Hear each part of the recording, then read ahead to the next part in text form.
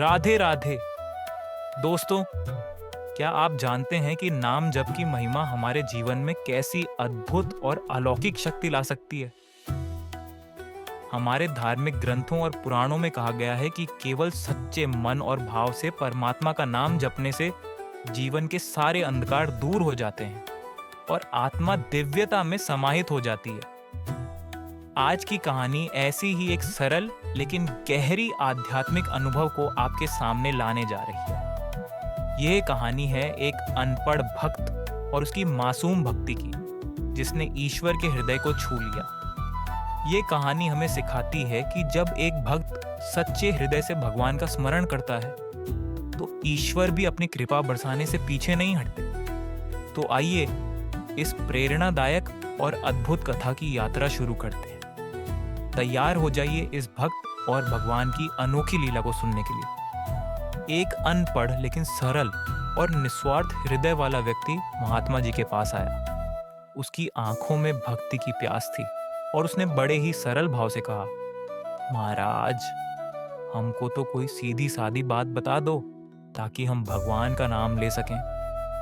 उसकी सादगी और समर्पण को देखकर महात्मा जी मुस्कुराए और बोले, तुम अघमोचन का नाम लो। उन्होंने समझाया, अघ का मतलब है पाप और मोचन का मतलब है छुड़ाने वाला। यह नाम तुम्हारे लिए प्रकाश का मार्ग बनेगा।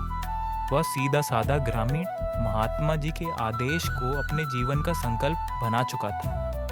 अपने हृदय में भगवान के लिए अद्भुत प्रेम और श्रद्धा का भाव लिए वह अघमोचन जपते हुए गांव की ओर चल पड़ा। हालांकि चलते चलते उसकी स्मरण शक्ति ने उसे धोखा दिया और वह अब भूल गया। अब वह केवल घमोचन जपने लगा, लेकिन उसका विश्वास और समर्पण अडिग था। वह जानता था कि वह जिस नाम को पुकार रहा है वह ईश्वर का ही नाम है। एक दिन जब वह खेत में हल जोत रहा था, उसकी आवाज लगातार घमोचन पुकार रही थी। उसकी मासूम भक्ति के इन शब्दों ने वैकुंठ को भी स्पर्श किया।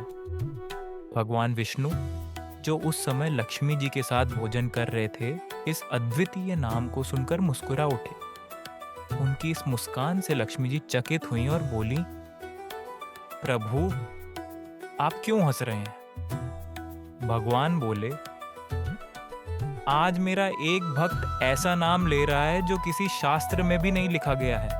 उसके शब्दों में भले अशुद्धता हो, लेकिन उसका भाव इतना निर्मल और पवित्र है कि मैं अपने आप को रोक नहीं पा रहा। लक्ष्मी जी ने कहा, तो हमें जाकर देखना चाहिए कि यह भक्त कौन है और वह कैसा नाम ले रहा है।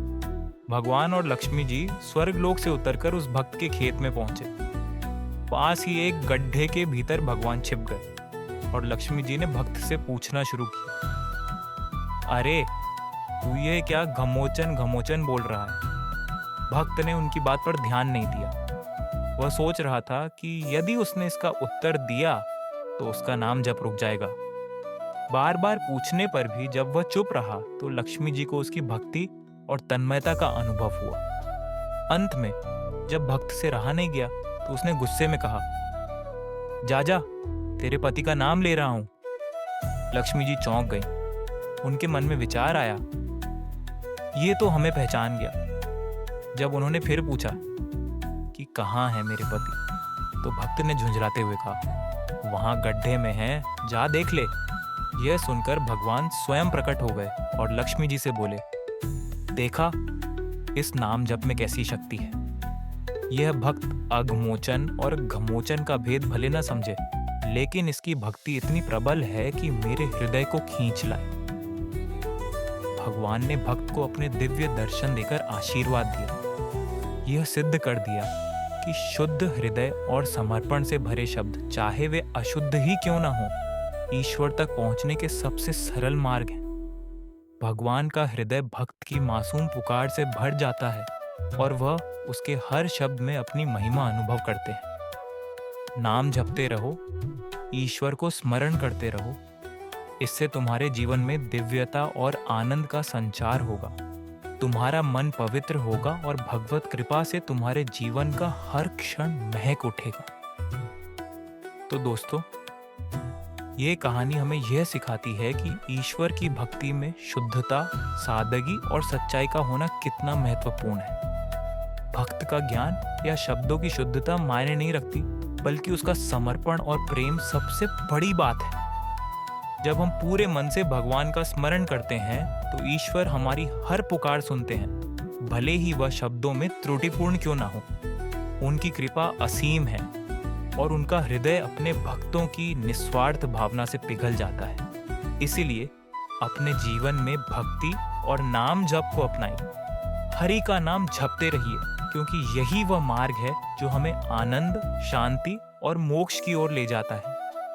आप भी अपने जीवन में इस दिव्यता को अनुभव कीजिए और इसे दूसरों तक पहुंचाने का प्रयास कीजिए।